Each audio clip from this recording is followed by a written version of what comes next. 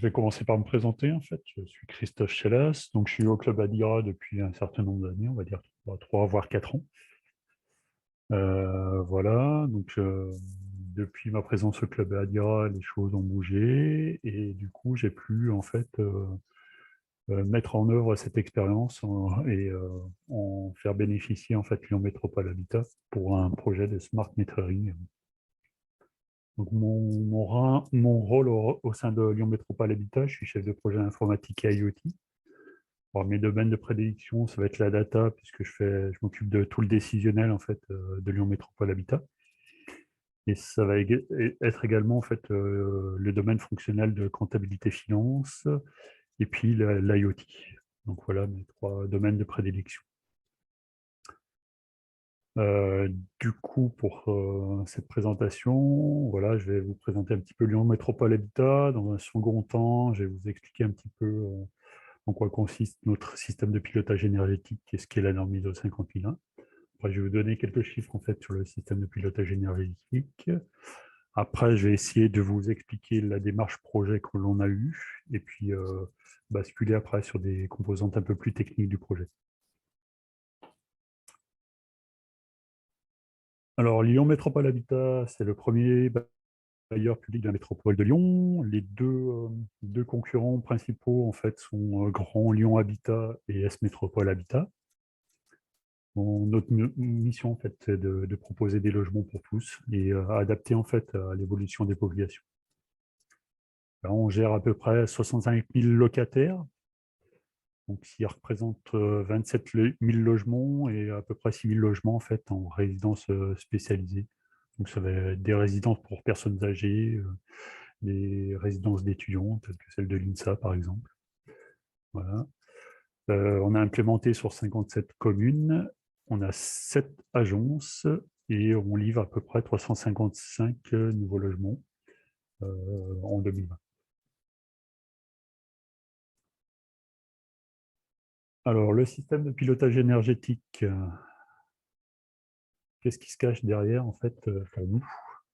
Donc, on a une première exigence, en fait, c'est de se mettre en conformité avec la norme ISO 50001. Alors, la norme ISO 50001, c'est une norme, en fait, sur l'efficacité énergétique, dans lequel on va fixer des objectifs et on va prouver, en fait, que l'on peut atteindre ces objectifs. Alors, pour le prouver, il va falloir qu'on fasse de la mesure. Et du coup, c'est vraiment ce sujet-là en fait qui m'est arrivé en fait pour capter en fait de la donnée dans nos résidences. Donc cette norme en fait vise également à s'améliorer continuellement en fait sur le management de l'énergie. Donc il faut vraiment afficher ses objectifs et prouver qu'on est capable de les suivre. Alors, le deuxième volet de ce système de pilotage énergétique, ça va être mieux contrôler nos exploitants. En fait, on a des réunions avec ces exploitants de chaufferie en fait, pour tout l'aspect chauffage eau chaude sanitaire tous les trimestres. Et jusqu'à présent, en fait, ils venaient avec leur rapport. Ils nous en fait, présentaient leur rapport et on échangeait sur la base de ces rapports-là. Donc là, ce projet-là va nous permettre de capter de la donnée et de pouvoir les challenger en fait, par rapport à des actions qu'ils n'auraient pas menées ou des dérives énergétiques que l'on pourrait voir en fait, et leur demander des justifications. Autre volet, comme on est un bailleur social, en fait, le volet important aussi, c'est de faire baisser les charges de nos locataires en optimisant nos consommations. C'est vraiment très important pour nous également. Ensuite, ça va être essayer de repérer des gisements d'économie et de gaspillage, donc pour voir sur quelle résidence il faudra investir éventuellement dans des opérations de rénovation. Par exemple, des changements de visserie, ou refaire l'isolation extérieure, des grosses opérations comme cela. Donc, ce système doit nous permettre en fait, de détecter en fait, ces résidences qui auraient besoin de cela, ou éventuellement de comparer des bâtiments avec les mêmes caractéristiques, les mêmes années de construction, les mêmes normes de construction, et voir potentiellement s'il y a un dérive par rapport à l'autre. Donc, le système de pilotage énergétique nous amène aussi à une véritable en fait, démarche d'amélioration continue. Il va falloir se remettre en question quasiment toutes les années. On est audité tous les 3 ans et tous les 3 ans, il faut qu'on prouve en fait qu'on est bien dans la lignée de nos objectifs. Et puis, avant-dernier point, oui. Christophe, c'est l'ISO 50001 qui demande justement cet audit tous les 3 ans, c'est ça? C'est ça, oui. C'est ça, c'est ça. Autre volet, en fait, on a différents cours de métier qui, à l'heure actuelle, en fait, font des tâches pas forcément intéressantes. Et donc, pour ces corps de métier, en fait, le système de pilotage énergétique va pouvoir leur enlever un certain nombre de choses qu'ils font manuellement pour essayer d'automatiser un certain nombre de choses également. Donc, je pense notamment éventuellement à des rapprochements en fait, entre des factures de consommation et des index relevés sur le terrain, des index réels, qui nous permet en fait de demander aux fournisseurs d'ajuster ces factures, de ne pas surfacturer les choses. Voilà, puis dernier point, en fait, c'est le point, on va dire, SI, système d'information. Donc, on veut vraiment que cette plateforme soit interopérable avec notre système d'information, que cette plateforme soit évolutive. Alors, quand je parle de plateforme, c'est l'ensemble, en fait, à la fois les capteurs, les passerelles qui vont être mises en place, en fait, pour consolider les données, et puis le logiciel qui va être mis en face pour faire le système de management de l'énergie. Donc voilà pourquoi on souhaite se doter d'un système de pilotage énergétique. Donc, comme je le disais, en fait, on a différentes filières métiers qui vont utiliser principalement ce système de pilotage énergétique. Notre filière charge, donc ceux qui sont en responsabilité de dire quelle charge incombe à nos locataires. Notre filière exploitation de maintenance, qui va être en charge de suivre le bon réglage des chaufferies et les dérives potentielles énergétiques de nos bâtiments. Et puis, celui qui est responsable du management de l'énergie de l'ISO 50001, donc notre référent, qui va être aussi amené à l'utiliser. Mais également, en fait, notre direction générale qui inscrit cette stratégie dans le projet d'entreprise.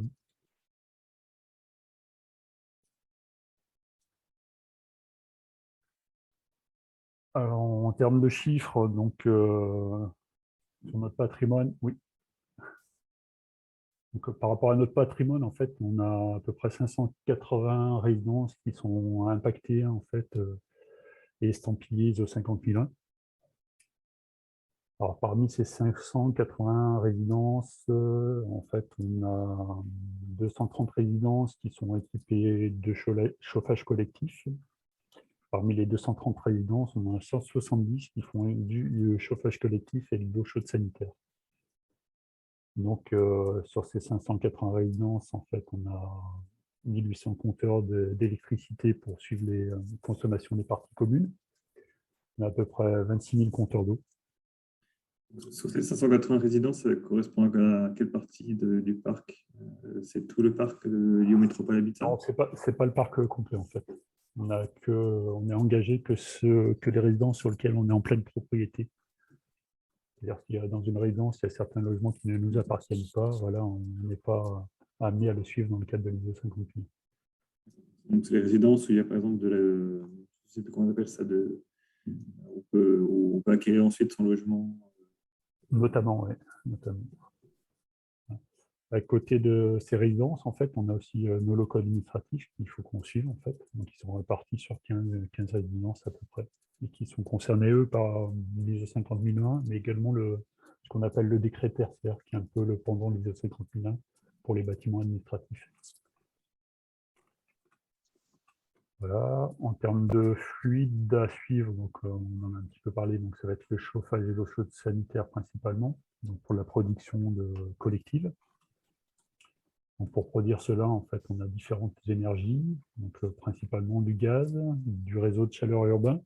Donc on y va de plus en plus vers le réseau de chaleur urbain, en fait, c'est la tendance. On a un petit peu de solaire thermique pour préchauffage de l'eau chaude sanitaire. On a quelques résidences en chauffage électrique. Puis on a une résidence en fait qui fait du chauffage gaz plus bois, plus 2 avec des pompes à chaleur. Voilà, l'autre autre fluide, c'est l'électricité des parties communes, donc on en a parlé tout à l'heure. Donc cette électricité qui nous sert à l'éclairage, la ventilation, faire fonctionner les ascenseurs, puis d'autres besoins annexes. En parallèle de ça, on va suivre aussi tout ce qui est consommation d'eau froide et d'eau chaude préchauffée. Les carburants aussi, pour nos 60 véhicules, en fait, notre flotte de 60 véhicules, donc ça fait partie des ISO 50001, en fait. Et puis, on distingue, en fait, du coup, les bâtiments, en fait, tertiaires administratifs. Et donc, là, vous avez, il n'y a aucune chaudière individuelle finalement dans vos installations, c'est toujours des chaudières collectives. Il y a des chaudières individuelles, mais on n'est pas amené à les suivre, en fait, dans le cadre de l'ISO 50001. D'accord. Et peut-être vous en parler après, parce que j'ai vu un grand nombre de compteurs électriques. Le Linky, c'est quelque chose qui va remplacer ce que vous suivez aujourd'hui, ou c'est complètement indépendant? Ça va nous sourcer, mais c'est progressif, en fait. On n'a pas toutes nos résidences ne sont pas équipées Linky. Et ça dépend aussi de la puissance des compteurs. Donc, il y a certains compteurs, en fait, qui ne sont pas en Linky. Donc, mais progressivement, en fait, ça va être une de nos sources, en fait. D'accord. Après, enfin, parmi ces sources, en fait, on va aussi télérelever directement, en fait, dans la résidence et mettre nos propres compteurs d'électricité. Voilà, je ne sais pas si vous avez d'autres questions. Donc finalement, dans les 580 résidences, il n'y a que finalement du chauffage collectif. Et donc finalement, les autres résidences, il y a du chauffage individuel, ça fait aussi partie des autres qui ne sont pas suivis dans l'ISO 50001. C'est ça, ça sera peut-être la prochaine étape, en fait, de rajouter ces résidences, mais on n'a aucune obligation par rapport à la norme ISO 50001 par rapport à ces résidences. Et, donc, et puis c'est ça, le 50001 a tendance aussi à évoluer, comme tu disais au début, ou pour aussi intégrer ça, ou bien d'après toi, ça ne va jamais être intégré? En fait, voilà, l'aspect évolutif, c'est surtout la démarche qu'on mène. En fait, c'est nous qui nous devons d'évoluer par rapport à ça. C'est-à-dire si par exemple, on se rend compte que l'objectif qu'on s'est fixé il y a 3 ans, on n'arrivera pas à l'atteindre dans 3 ans, il faut au plus tôt, en fait, le mentionner. En fait. Il faut vraiment voilà, être réactif, en fait, et le mentionner. Donc ça fait partie de la qualification quand on a un audit. L'amélioration fait partie de la qualification. Donc il faut qu'on prouve qu'on s'améliore. Et qu'on est capable de prendre du recul sur ce qu'on s'est fixé si on n'arrive pas à le tenir. Et comme tu disais, par rapport aux différents filières métiers qui étaient en charge de ça, quand tu disais la direction aussi est finalement très demandeur par rapport à ce suivi de metering, c'est quoi finalement? C'est par rapport à quoi? C'est par rapport Ça va à être, la application, ça va être notamment par rapport à tout ce qui est investissements qui sont faits, en fait. S'assurer que quand on fait un investissement, on va l'estampiller ISO 50001, on va dire quel gain potentiellement on attend de cet investissement. Et du coup, en fait, on va suivre en fait, si l'objectif qu'on s'est fixé, on l'atteint bien. Ok. Ça va être ça, puis ça va être globalement, en fait, en termes d'énergie, en fait, on va avoir des indicateurs de performance énergétique, voir qu'on est bien dans les clous. Ok, merci. Alors, sur la démarche projet, on a d'abord réalisé une préétude en interne, en fait, donc aussi bien côté technique que côté fonctionnel. Donc, cette préétude, elle visait à recenser les besoins métiers, faire un petit état de l'art, en fait, sur le côté technique. Alors, pour faire tout ça, en fait, on a participé à différents salons, séminaires, les salons du CIDO, de tout ce qui est smart building, et puis du coup, ma participation au club à Bira, en fait, qui a aussi contribué. On a rencontré les exploitants et leurs experts en fait smart building et IoT, également les intégrateurs.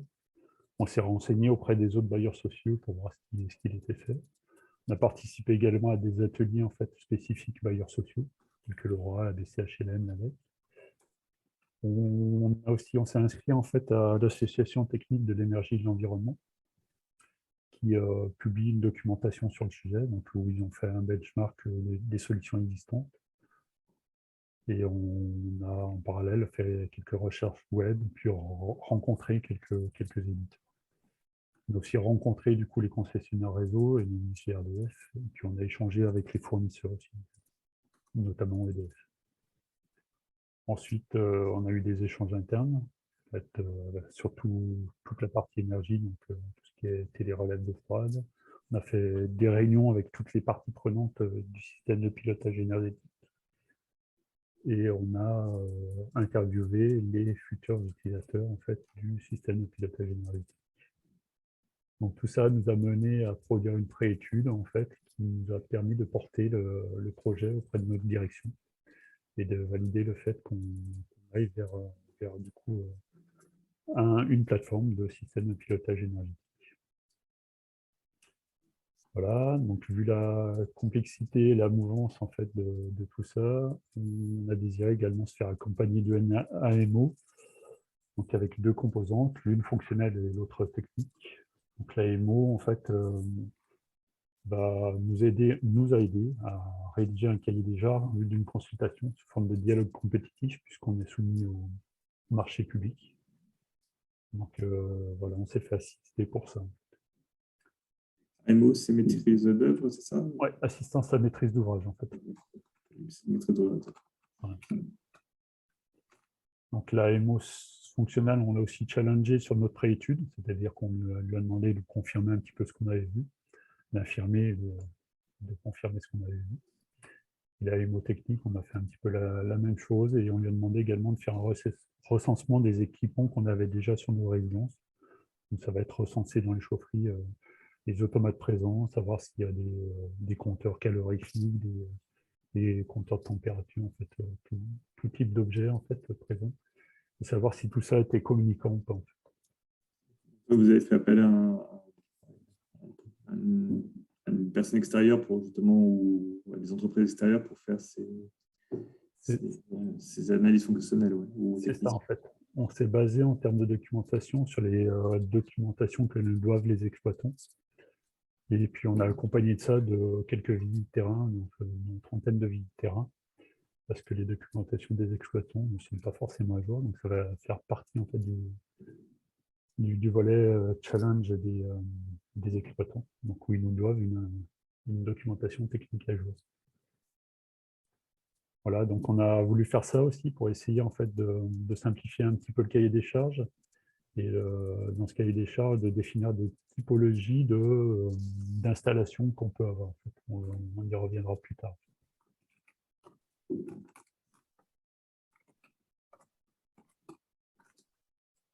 Voilà, donc le système de pilotage énergétique, donc pour nous, c'est quoi? On l'a déjà vu dans nos différentes réunions en fait, de la DIRA. Donc il y a tout ce qui est capteur, donc dispositif de mesurage en fait, sur place, que ce soit pour l'électricité, le gaz ou un compteur calorifique, des sondes de température diverses et variées, ou même un automate. Du coup, il y a l'aspect en fait communication, récupération des données, où on souhaite se doter d'un constructeur, d'une passerelle, en fait, d'un bridge, voilà, peu importe les noms, mais de quelque chose qui concentre la donnée au niveau du bâtiment. Ça, c'est un souhait aussi. Et du coup, vous êtes connecté comment? Vous souhaiteriez être connecté comment sur ce genre d'usage? Du coup, en fait, les passerelles vont être équipées de cartes SIM multi-opérateurs. On va récupérer les données via les modems intégrés en fait, aux passerelles. D'accord. C'est du 868 au niveau entre la passerelle et les objets, c'est ça? Pardon? C'est des 868 MHz? Bah, c'est le réseau opérateur, en fait. Ça va être le réseau Bouygues. D'accord. Donc, entre la passerelle et les objets, ça dépend si c'est deux objets qui sont connectés filairement, en fait, physiquement. Et autrement, oui, effectivement, ça va être du LoRa, en fait. Quand on ne peut pas les connecter physiquement, on va partir sur du LoRa. D'accord, donc c'est une passerelle LoRa. Okay. Je vais vous présenter tout ça. Vous savez que Bouygues arrête le LoRa, hein? Tout à fait, c'est intégré. Au cas où. c'est récent et Sigfox est en faillite, donc elle cherche un repreneur, mais c'est des choses qui ont été intégrées en termes de risque. En fait. Parfait. Je vous Voilà. laisse continuer, merci. Je crois qu'SFR ne produit pas de LoRa. Non, nous, on n'a pas souhaité y aller. Nous, on a du NB IoT, mais ça, c'est encore un autre sujet. C'est du bas débit pour les opérateurs. Hein. Donc, ça consomme un peu plus que le LoRa et Sigfox. Et donc, la troisième brique, donc, ça va être la brique en fait, où on va exploiter les données qu'on capte. Donc, une brique d'analyse. Donc, une brique spécialisée ISO 50001. En fait. Donc, voilà. Donc, au cours de la préétude, on avait essayé d'imaginer en fait, une petite architecture idéale pour nous. C'est-à-dire qu'on était à la recherche en fait, d'une passerelle qui soit multi-protocole filaire, en fait, qui puisse traiter du KNX, du Modbus, que ce soit l'IP-RTU, du MBIS, du LPB, du BACnet, du LOAN, en fait, les différents protocoles qu'on trouve en fait, sur nos capteurs et sur nos automates. On souhaitait absolument que cette passerelle historise les données en local. Et du coup, pour les mettre à disposition, alors si possible, il y a des API de type REST, c'est-à-dire qu'on voulait absolument que cette passerelle masque la complexité en fait, des bus terrain, des protocoles terrain, et que côté informatique, on soit capable en fait, de récupérer la donnée sans se soucier de ce qui se cache derrière. En fait. Donc, cette passerelle devait être également en fait, équipée de LoRa, protocole qu'on a privilégié en fait, dans le cas de rénovation, dans le cas de récupération d'informations qui ne seraient pas dans le lieu où est la passerelle. En fait. Et quelle est la proportion de produits qui sont connectés en radio par rapport à ceux qui sont connectés en filaire? Alors là, ça va être encore à définir en fait, donc c'est encore en cours d'étude. Du coup, là, on est sur une approche un peu plus edge, mais vous avez votre propre système dans la passerelle. C'est un logiciel que vous avez développé? Là, en fait, on est en cours d'appel d'offres pour cette partie. D'accord. On essaye de repérer à la fois du matériel en fait, et des logiciels. Donc, on a un cours de dialogue compétitif sur le sujet avec 3 candidats en fait, actuellement, mais je ne peux pas vous en dire plus. En fait. Mon devoir de confidentialité là, m'interdit de vous en dire plus, mais voilà, c'est la passerelle, potentiellement, elle est équipée de tout ce qu'il faut en fait, pour avoir des API. En fait. Oui, mais il faut... Alors, vous mettez un logiciel dedans quand même, non? C'est ça? Oui, bien sûr, oui. Enfin, nous, on ne mettra pas le logiciel, mais le fournisseur. Oui, votre prestataire, en tout cas. Ouais. Voilà. Mais c'est pas... Voilà, enfin, on en reparlera tout à l'heure, mais a priori, c'est dans la mouvance de faire ce type de protocole, en fait. Ouais. Donc, c'est un marché qui a bien mûri, en fait. Il y a 4-5 ans, quand je commençais à m'intéresser en fait, au sujet, je trouvais que des passerelles en fait, qui traitaient 1 ou 2 protocoles, plus un protocole radio, mais pas une passerelle en fait, qui était aussi complète que ce que l'on souhaitait. En fait. Donc là, actuellement, ça existe et c'est à la mode, on va dire. Tout comme présenter les données sous forme d'API REST, c'est aussi à la mode. Voilà. Donc ensuite, tout à l'heure, je vous parlais en fait de typologie de sites. Voilà, on en a défini 5 en fait au niveau de nos résidences. Donc 5 en fait qui vont nous permettre de déterminer l'effort à faire en fait pour récupérer les données et pour les rendre communicants. Donc le premier type, ça va être des types en fait avec des anciens chauffages ou des résidences sur lesquelles on a des automates qui ne sont pas communicants et qu'on ne souhaite pas changer, sur lesquels on va ramener qu'un certain nombre d'informations, mais pas beaucoup d'informations. Dans ce cas-là, en fait, on va opter pour des compteurs d'énergie en LoRaWAN, voilà, qui nous permettront de ramener en fait, un minimum d'informations. Donc là, sur le réseau public, là, d'où la problématique en fait, de l'arrêt de Bouygues, sur lequel on avait un petit peu misé au départ, et du coup, là, on va se rebasculer plutôt sur le réseau Orange, en espérant que celui-ci soit pérenne. Voilà, de toute façon, au niveau du LoRa, c'est un réseau privé, vous en fichez que ce soit Bouygues ou Orange? Non, là c'est votre passerelle. Là, on n'aura pas de passerelle, en fait. D'accord. C'est un cas où on n'aura pas de passerelle parce que ça ne vaut pas le coup d'investir dans une passerelle pour amener que ces données-là, en fait. Là, on a très peu d'informations à ramener, donc là, on n'aura pas de passerelle. Mais potentiellement, ce type-là pourra évoluer dans le temps et on pourra l'équiper d'une passerelle si vraiment il faut. Juste pour information, Adonis, qui est le capteur que vous mettez en avant sur votre slide, est en train de regarder comment passer tous ces produits en NB-IoT, qui est également une connectivité que va lancer Bouygues ou a lancé Bouygues depuis janvier. Hein. Tout à fait, je suis bien au courant de tout ça. Je n'ai rien à vous apprendre, en fait. a... Arrêtez d'intervenir. Non, mais il n'y a pas que le NB-IoT, il y a tout ce qui est LTM aussi. Donc, oui, tout à fait. D'autres protocoles. Il consomme encore plus le LTM, par contre.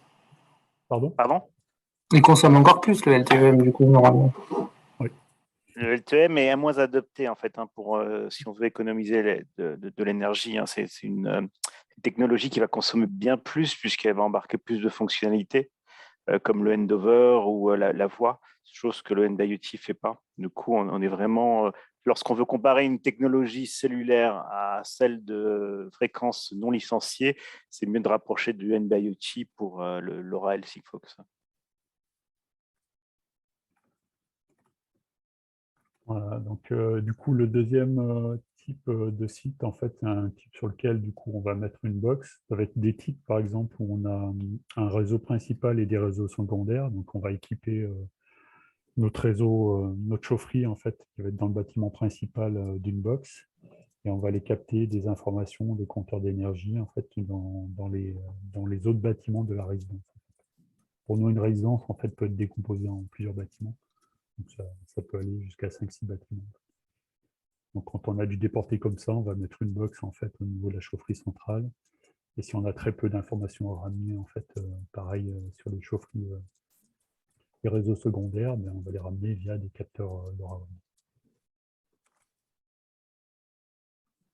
Alors le type 3, là, ça va être les chaufferies qui sont équipées en fait d'automates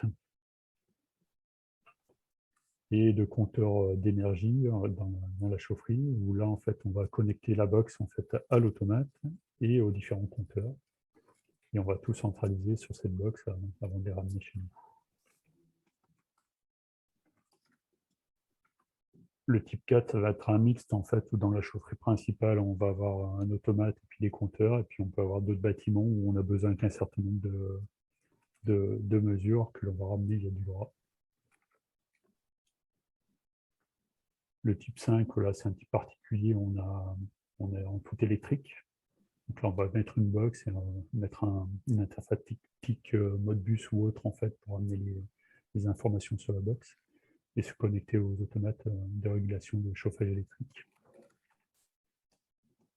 Et le type 6, en fait, ça va être, on a en fait des exploitants qui mettent déjà en place une box en fait sur leur chaufferie, la box Wattsense que vous voyez là.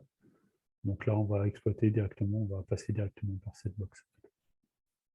Box qui est notamment très intéressante parce qu'elle est multiprotocole et elle est équipée en fait d'une antenne LoRa également. En fait. Et donc, vous avez demandé à Wattsense justement de transformer un petit peu les API pour que ça ait le même format que ce que vous attendiez ou... Non, par défaut, en fait, ils étaient déjà en API REST, donc il n'y a pas de souci. Elle collait à nos attentes, en fait, cette box-là. Wattsense, c'est ceux qui deviennent Siemens, non, c'est pas ça? Ils viennent de se faire acheter il y a 2 mois par Siemens, c'est ça.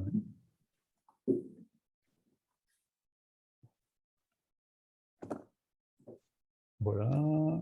Du coup, les tendances par rapport à cet appel d'offres, ce dont on se rend compte, c'est ce qu'on disait tout à l'heure, c'est qu'on arrive à trouver sur le marché des passerelles en LoRa privées qui sont multiprotocoles filaires en natif, voilà, avec du LoRa. Donc ça existe maintenant. C'est récent, mais ça existe. Et puis en parallèle, on va avoir des passerelles qui permettent de faire du LoRa privé avec 1 ou 2 protocoles filaires disponibles. Et dans ce cas-là, en fait, il faudra mettre en place des convertisseurs de protocoles localement, en fait, sur site, entre le capteur et la passerelle pour pouvoir ramener les données sur la passerelle. Au niveau de mise à disposition des données, donc là, l'implémentation d'API, type reste tout GraphQL en fait en local sur la passerelle, sur le cloud en fait du fournisseur de la passerelle. Ça c'est quelque chose pour quasiment chez tout le monde. Côté logiciel, en fait, tous les logiciels maintenant en fait, proposent d'exploiter en fait, les API du coup, de ces passerelles ou de ces clouds intermédiaires. Et côté restitution, pour la partie qui nous concerne, donc l'ISO 50001, donc on a soit des logiciels qui sont parfaitement adaptés à l'ISO 50001, mais qui n'ont pas d'autres évolutions prévues en fait, pour d'autres usages. Donc il faudra que nous on fasse évoluer. Soit des logiciels qui sont plutôt orientés en fait, pour les exploitants et qui seront du coup adaptés pour rentrer dans la démarche ISO 50001. Donc voilà un petit peu la tendance. Ce qu'il faut retenir, c'est que le monde de l'IoT évolue beaucoup. Du coup, ces passerelles-là, multi-protocoles un petit peu couteau suisse, sont sympas parce qu'elles peuvent servir également de GTB et de mini-GTB éventuellement, si on n'a pas de GTB en place. Elles peuvent servir également de ça. J'en ai terminé pour ma part. Si vous avez des questions, n'hésitez pas. En fait, je connais un peu l'application des mini-GTB pour le domaine tertiaire. Est-ce que pour le domaine justement du logement collectif, c'est quoi l'utilité principale? On peut connecter la chaudière, il y a d'autres approches? Ben là, en fait, pour notre besoin en fait, de suivi énergétique, la première cible, c'est de capter les informations des chaufferies, mais on va vouloir également capter éventuellement les températures dans les logements pour s'assurer en fait que ce qu'on promet comme température du logement, on le tient également. Après, on va pouvoir aussi, on parlait des VMC pour un autre sujet. On peut éventuellement capter des informations sur les VMC pour s'assurer qu'elles fonctionnent correctement. On peut aussi capter des informations sur les ascenseurs et centraliser tout ça sur notre passerelle, donc pour des besoins autres que les ISO 50001. Je ne sais pas si j'ai répondu à ta question, Bertrand, du coup. C'est bon, merci. Mais moi, la question que j'ai, c'est dans la solution que vous mettez, il y a un seul flux de données, c'est-à-dire il y a juste une requête d'interrogation et la remontée de ces données, ou est-ce que c'est bidirectionnel? Est-ce qu'on risque d'avoir accès à la régulation des équipements?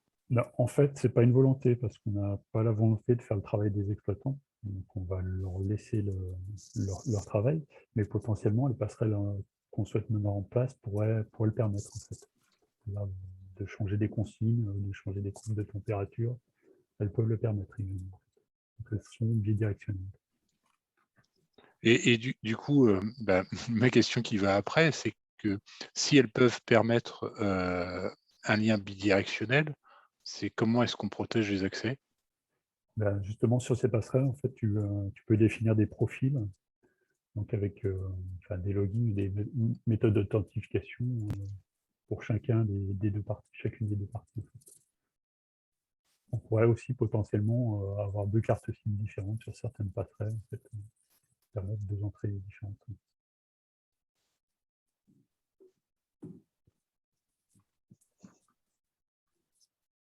Je vous en dirai un petit peu plus dans 3 mois. Et donc là, tu as bien vu finalement ces dernières années, depuis que tu as rejoint la LIRA ou les autres clubs d'échange, que finalement, tous les sujets sont un peu plus clarifiés plus normés ou plutôt auprès des différents fournisseurs avec les API REST qui sont devenus plus courants, avec les différents protocoles de communication ou les multi-protocoles pour les box de communication. Donc, tu as bien vu une grosse évolution, c'est ça? Tout à fait, ouais. Donc, toutes proposent des API REST et quasiment toutes proposent le protocole MQTT également, en fait. Donc, voilà, là les choses convergent. Donc, on reste avec des protocoles terrain un peu disparates, on va dire, mais qui tendent à aller vers l'IP quand même, en fait. Et en parallèle, en fait, on a ces passerelles du coup, qui peuvent permettre de gommer toute cette complexité. Ok, bon, c'est clair pour moi. D'autres questions? Bon, finalement, désolé Christophe, hein, il y a quand même peu de monde qui se sont connectés cette fois-ci. Pas de souci. Et pour un sujet qui est très intéressant parce qu'il est large et il est dans la pratique. Mais moi, la question que je me pose toujours, c'est effectivement sur quelque part, vous êtes exploitant. Donc vous êtes obligé d'avoir recours à la mise en place d'une solution qui réponde à vos besoins versus des fournisseurs de solutions qui viennent tous avec leur proposition d'équipements miracles. Mais dans votre contrainte d'exploitation, à un moment donné, vous aurez toujours un parc hétérogène et donc vous devez vous affranchir d'un florilège d'applications propriétaires. En fait, on a des marchés avec les exploitants qui sont renouvelés tous les 4 ans. Et l'objectif final, c'est ce serait de mutualiser en fait ce matériel. Oui. Mais on a des engagements par rapport aux exploitants, c'est-à-dire qu'on s'engage aussi à ne pas agir sur les chaufferies. Donc l'aspect en fait multi-utilisateur, comme tu l'expliquais tout à l'heure, Franck, c'est important aussi d'avoir des profils différents qui sont possibles sur la passerelle, pour que les exploitants ne nous reprochent pas d'avoir agi sur une température de consigne ou quelque chose comme ça. Donc on n'a pas le droit de le faire et dans nos marchés, on s'engage de pas le faire. Oui, ou des fois, c'est même côté, on va dire, du côté de celui qui a la responsabilité de la chaufferie, il pourrait avoir laissé sur une passerelle un mot de passe ou une façon de se connecter, et puis il y a un intervenant qui est encore externe, et puis qui est parti avec les éléments, qui a programmé dans un sens, et il faut que vous puissiez arriver à comprendre pourquoi vous avez les utilisateurs qui se plaignent d'un chauffage qui n'est pas opérationnel, alors que pourtant il y a eu une intervention. Exactement. Donc, du coup, on sera administrateur en fait de toutes les passerelles. c'est ça, et vous avez une remontée en temps réel des interventions et de l'état des équipements après les interventions. C'est ça qui est important. On peut, il y a un mécanisme d'alerting en fait qui sera mis en place pour ce projet-là. Et ce que j'ai noté, c'est au tout début du projet, effectivement, il y avait eu une interrogation pour tout ce qui était smart building, je notais. Alors, je ne sais pas si il y a quelque chose qui s'appelle la Smart Building Alliance. Oui. Je ne sais pas si du coup vous les avez interrogés, vous êtes rentré en contact avec eux ou il y en a plein d'autres, c'est sûrement aussi. Enfin, vers qui vous êtes tourné à ce moment-là, puisque je pense que le besoin un peu partout en France, on doit en trouver d'autres qui ont aussi leurs expérimentations. Oui, après la SBA, moi je les ai entendus discuter un petit peu dans tous les salons, ce qui est SIDO et Smart Building, on y intervenait. Donc je me suis inspiré un petit peu de leur principe de ramener des données localement au bâtiment et d'avoir en fait une épine dorsale IP en fait sur le bâtiment. Donc ce sera peut-être une prochaine étape pour servir d'autres usages. Mais ces passerelles-là, du coup, sont capables en fait, de se connecter sur un futur réseau IP du bâtiment. Donc de la SBA, voilà, j'ai retenu tout ce qui est label Ready to Service. Potentiellement, je pense qu'on pourrait y prétendre avec ce projet-là, mais ce n'est pas une volonté en fait pour l'instant. Mais comme je ne sais pas si tu vois la slide, je les ai bien mis en avant également. Voilà.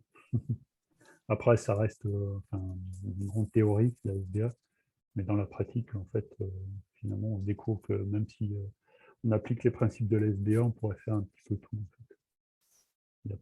Voilà. Donc Christophe, quand tu parlais de mutualisation, donc peut-être dans quelques années, on pourrait considérer que c'est vous qui fournissez finalement l'outil de communication et puis ensuite c'est l'exploitant qui pourra se connecter sur cette passerelle-là, ou c'est des choses que vous ne prévoyez pas de faire? En fait, l'objectif premier de ce projet, c'est l'ISO 50001, en fait. Donc, ce n'est pas de réaliser la partie d'exploitation. Et puis, on n'a pas les équipes en fait, en interne pour faire de l'exploitation de chaufferie. Donc, ce n'est pas notre métier. On ne souhaite pas que ce soit notre métier. Mais je parle au niveau matériel, pourquoi sur site, pour éviter qu'il y ait deux passerelles, un de l'exploitant et puis un finalement lié au Métropole Habitat. Ça va se faire de manière progressive, en fait, au fur et à mesure des renouvellements des marchés avec les exploitants. Dans le marché actuel, on leur inflige pas ça, en fait, on ne les oblige pas à passer par notre matériel. Donc, ils installent leur propre matériel, ça veut faire de la télégestion.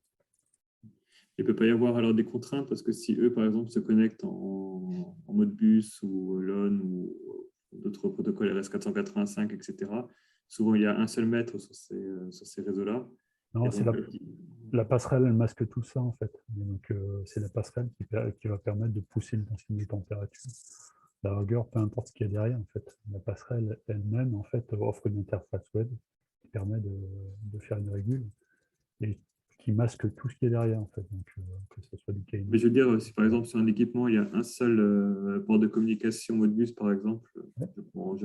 donc ça sera pour la chaudière, il y aurait peut-être une version esclave, et dessus, il peut y avoir finalement qu'un seul maître, et donc ce maître peut être ou bien la passerelle que vous allez fournir, ou bien ça peut être éventuellement une passerelle qui est fournie par l'exploitant. Mais il ne peut pas y avoir forcément 2 mètres sur ce réseau-là. Oui, C'est quelque chose auquel tu as raison, ouais, tu as raison. Il ne peut pas y avoir 2 mètres. C'est des problématiques que vous avez identifiées ou non? Pas pour l'instant, en fait, comme notre objectif premier, c'est pas vraiment l'exploitation, donc c'est pas des choses qui nous ont arrêtés pour l'instant. Ok.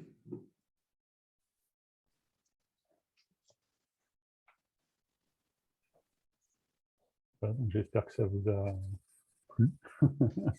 J'ai été clair. Puis je suis à votre disposition du coup si vous voulez en fait approfondir le sujet. J'ai une dernière question. Ouais. C'est au tout début, tu as dit que vous aviez des concurrents comme Grand Lyon, Habitat, Oui. et du coup, vous partagez un peu les résultats de vos travaux entre vous?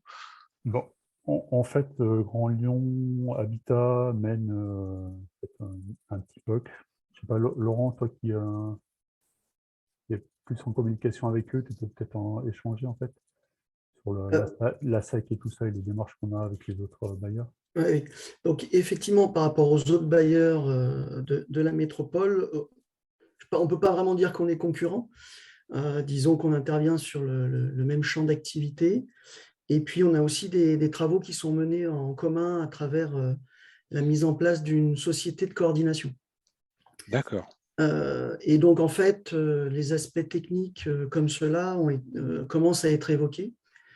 En fait, il s'avère que Lyon Métropole Habitat, on est plutôt en avance sur les travaux de l'IoT ou du système de pilotage énergétique, notamment grâce à l'impulsion de Christophe. Donc, effectivement, S-Métropole Habitat, c'est pas dans leur feuille de route. Et puis, Grand Lyon Habitat viennent de lancer un POC, une petite expérimentation. Voilà, donc on a prévu, puisqu'on se rencontre maintenant régulièrement, de leur faire un retour, nous, de nos expériences sur le sujet. Oui, parce qu'on pourrait très bien imaginer à un moment donné que ça devienne un service qui puisse être commun à l'ensemble, puisque c'est une brique de plus qui se rajoute au côté exploitant. C'est un service, finalement. Ouais. Tout comme en début de projet, en fait, notre organisme de tutelle, donc c'est la métropole de Lyon. Donc je m'étais renseigné un petit peu en fait sur la possibilité de faire du LoRa privé et de mettre notre propre antenne en fait sur le territoire de la métropole. Mais c'est compliqué de rentrer en contact avec eux et ils ne sont pas forcément ouverts là-dessus. En fait. Voilà, tu aurais pu servir en fait, à tous les organismes, tous les bailleurs sociaux et à la métropole de Lyon pour gérer ces bâtiments administratifs, ces collèges. Voilà.